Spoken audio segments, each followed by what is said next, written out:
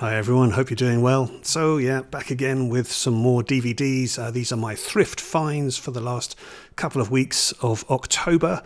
Before I get into this, just want to say thank you to the people that watched my last video, which was on the horror movies that I watched in October. And I'd asked people to comment on any suggestions they had for me to watch on my final night of October. So I want to say thanks to all the people that commented there, and thank you to Mr. Shaw, who commented with the suggestion of The Black Coat's Daughter. So yeah, a film from 2015, directed by Oz Perkins.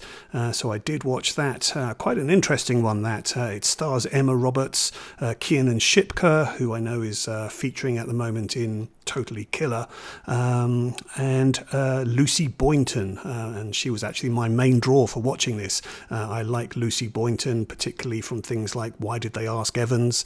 Really good actress, I think. But yeah, The Black Coat's Daughter was definitely an interesting one, quite an unsettling film, and yeah, definitely has some startling moments in it. So thanks, Mr. Shaw, for recommending that one. Okay, now on to the thrift finds. So most of these range from 50 cents to $2. Some were a bit more than that, but yeah, let's get into it. So first one up here is a director's cut edition, special edition of Troy. Quite a mammoth edition, this. As you can see from the back here, quite a lot of extras that are included inside. I'll just briefly show you. So we get a hardback book here.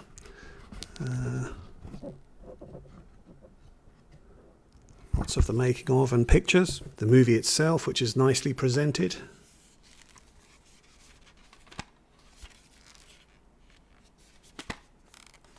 Lots of special features on there as well. And then in addition, a few other extras, which include a marked up shooting script,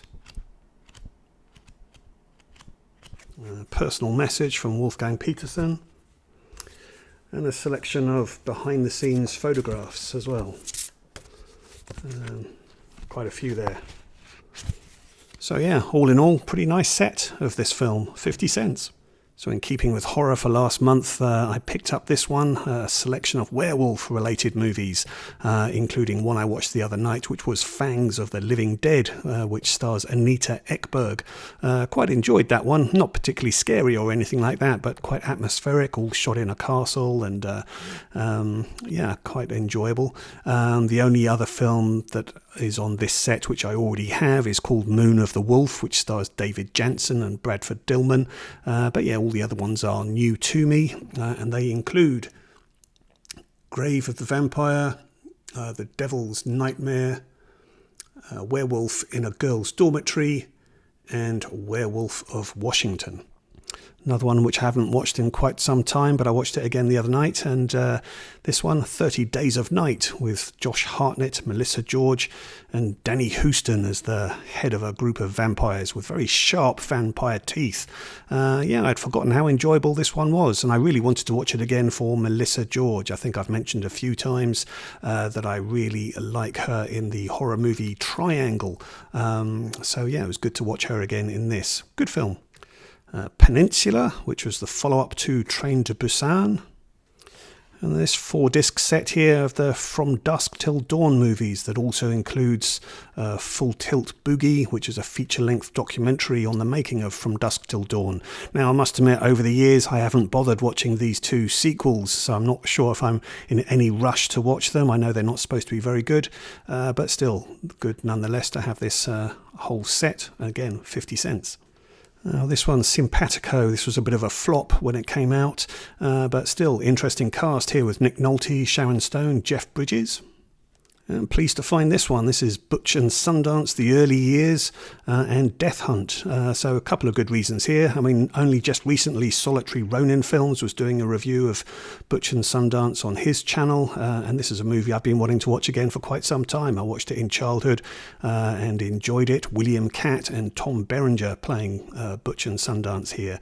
And then the other film here, Death Hunt, which stars Charles Bronson and Lee Marvin. Now, I actually showed the Laserdisc for that movie in my video the other day when I was talking about Killers of the Flower Moon, and that was because Tantu Cardinal started her career pretty much with a role in Death Hunt.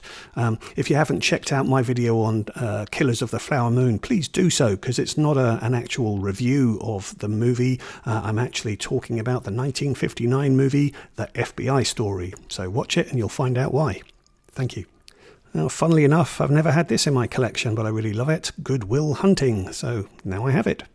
And on Blu-ray, we've got American Gangster, Denzel Washington and Russell Crowe in this movie that's directed by Ridley Scott. So yeah, I have seen this before, but just never had it in my collection. And again, for 50 cents, couldn't really resist this. This is a 10 movie pack of various films here that include Ong Bak and Chocolate, which is directed by the same director, Black Mask, 36th Chamber of Shaolin, which I already have in the Shorescope set, and then a few others here as well, which include The Empress and the Warriors, Bodyguards and Assassins, Shaolin Soccer, Man from Shaolin, and 14 Blades. So yeah, pretty good for 50 cents. We've got Young Lady Chatterley here, which of course I have only got for research purposes on soft focus lenses in the 1970s. Documentary here on Joan Jett, Bad Reputation, that also features Kristen Stewart, who was in the fictional movie The Runaways. Cary Grant and Tony Curtis in Operation Peticot, directed by Blake Edwards. And pleased to find this one, The 10th Victim. This is a Blue Underground release, starring Marcello Mastroianni and Ursula Andress, directed by Elio Petri, who directed Investigation of a Citizen Above Suspicion. Nice to find this one, Peter Fonda in Uli's Gold. He was Oscar nominated for his role in this, but yeah, haven't really seen this one around for many years, so glad to find it. Matt Dillon here in Lars von Trier's The House That Jack Built.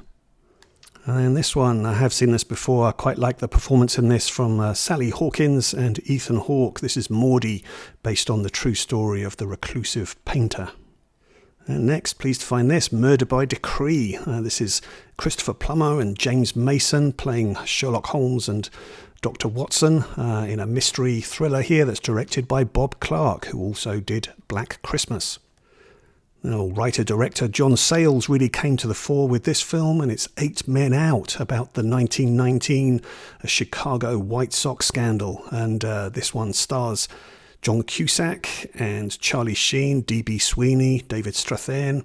Yeah, so pleased to find this. And then we've got 100 Rifles, an interracial western from the 60s that stars Jim Brown, Raquel Welch and Burt Reynolds. And this is directed by Tom Grise, who has done a few movies with Charles Bronson. And then on Blu-ray, yes, we have The Raid and, of course, The Raid 2. Two fantastic action movies directed by Gareth Evans. And then Red. I wasn't a huge fan of this, I must admit, when it came out, but a while back I picked up a whole bunch of very, very cheap Blu-rays that included Red 2, so I never actually had Red in my collection. Now I have it. And then not heard of this one before, but it's an English Civil War drama, The Devils Mistress. Interesting cast here that includes Andrea Risborough, Michael Fassbender, Dominic West and John Sim. So yeah, look forward to watching this one. And we got Cary Grant and Leslie Caron in Father Goose. And I haven't seen this one in quite a while, but it's Confidence from 2002, directed by James Foley. And it's kind of in the Grifters vein, I suppose. But yeah, starring Rachel Weisz and Dustin Hoffman, Edward Burns, Andy Garcia. Pretty good cast. And then from the director of Police Academy, Hugh Wilson, we have Rustler's Rhapsody with Tom Berenger and Marilu Henner. A bit of a lightweight western, this one, but yeah, not too bad. And then this one is a little bit intriguing to me. It may not be very good. It doesn't seem to have very great reviews, but Southlander, which is a sort of journey through the LA music scene. And it features actual musicians that include Beth Orton, who I've seen in concert before, Beck, who I've seen in concert, and Elliott Smith shortly before his passing as well. So yeah, quite intriguing in that respect. Southlander. And Bradley Cooper and Sienna Miller in Burnt, quite like this one. And then I got this Hallmark drama here, Roughing It, which is based on a novel by Mark Twain. And you've got James Garner here appearing as the elderly Mark Twain. This is directed by Charles Martin Smith, so I'm always willing to give him a bit of time. To a lot of people, they're familiar with Charles Martin Smith from being the sort of short accountant with a gun in The Untouchables, but yeah, he's directed a few movies and appeared in Carol Ballard movies, things such as Never Cry Wolf, which I really like. So yeah, I'll be intrigued to watch this one. And then I didn't fit it in for Horror Month last month, but I have seen this before. This is Sam Raimi's Drag Me to Hell. And then finally, not a thrift store find, but a local video store was having a sale, and this one was still sealed and 50% off, so I nabbed it. However, this is an Indicator box set release, and right now Indicator are having a sale. They're a UK-based label, and this just goes to show how much we pay here in Canada. Things are at a premium here, because even though I got this at 50% off, it's still considerably cheaper in Indicator's sale right now. So the one I picked up is John Ford at Colombia, and this is going to be quite an interesting set to me. Just take that off. So again, yeah, these box sets are so nicely presented and just absolutely jam-packed with special features, as always with Indicator.